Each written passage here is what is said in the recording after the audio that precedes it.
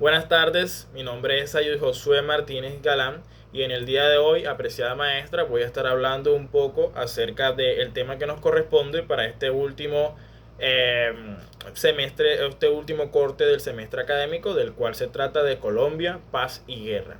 Bien, para poder empezar a hablar acerca de la paz en Colombia, primero debemos entender cómo se originó, pues todo esto tiene un trasfondo. Primero se dio la guerra. En la guerra, pues, entendemos cómo el país se encontró sumergido durante una época de violencia.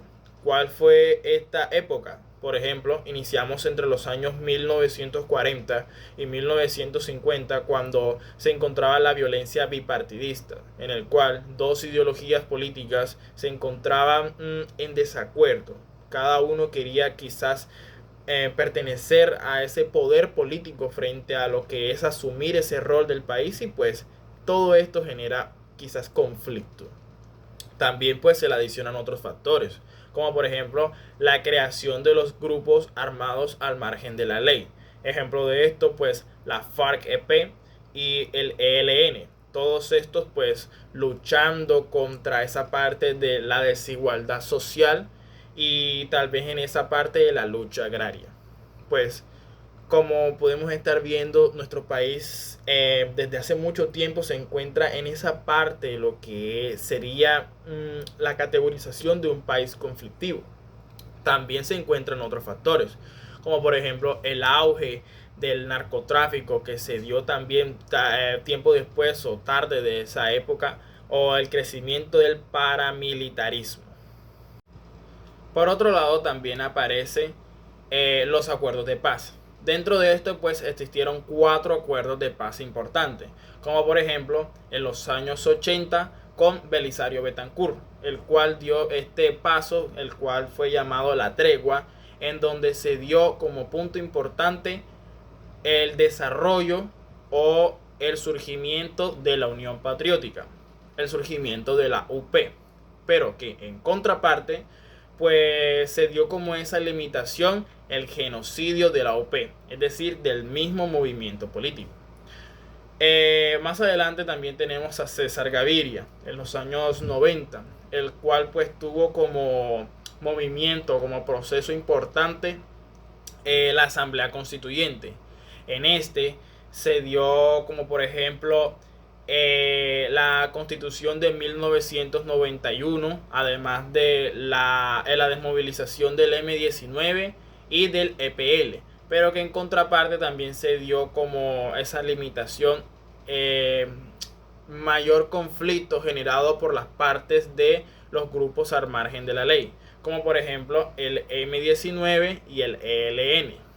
Luego aparece entre los años 2002 y 2006 a Andrés Pastrana, el cual tuvo como esa parte importante la ampliación de la agenda temática, pero que en contraparte se dio la misma ruptura del proceso y adicional a esto el crecimiento o el fortalecimiento militar de ambas partes.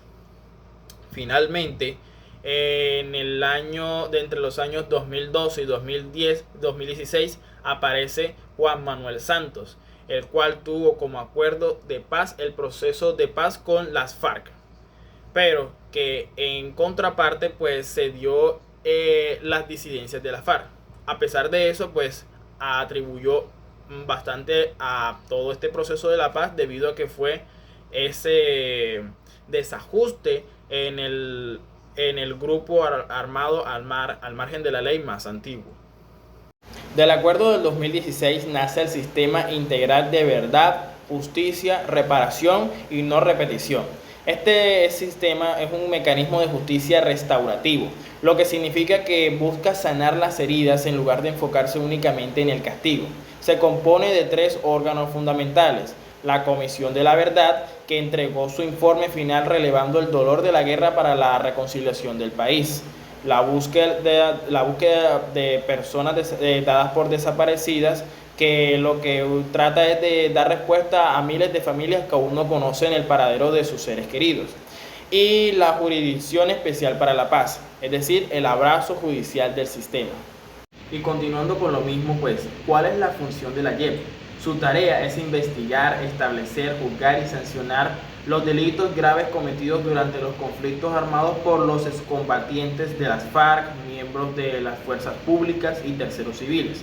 A diferencia de la justicia ordinaria, pues la JEP ofrece sanciones propias, como trabajos comunitarios y de restauración, a cambio de que los comparecientes aporten verdad plena, exhaustiva y detallada, garantizando los derechos de las víctimas y de la no repetición.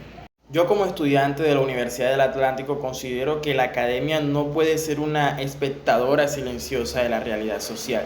En el marco de la actual política de la paz total, nuestra alma mater tiene el deber ético de consolidarse como un verdadero territorio de paz. ¿Cómo lograrlo? Pues en primer lugar, democratizando el conocimiento. Debemos llevar la investigación sobre los derechos humanos y la resolución de conflictos directamente de las comunidades más vulnerables de la región Caribe. En segundo lugar, pues fortaleciendo el debate pluralista dentro de nuestras aulas, como por ejemplo, la universidad debe ser un laboratorio de convivencia donde las diferencias se resuelvan mediante la palabra y no mediante pues la estigmatización, como por ejemplo.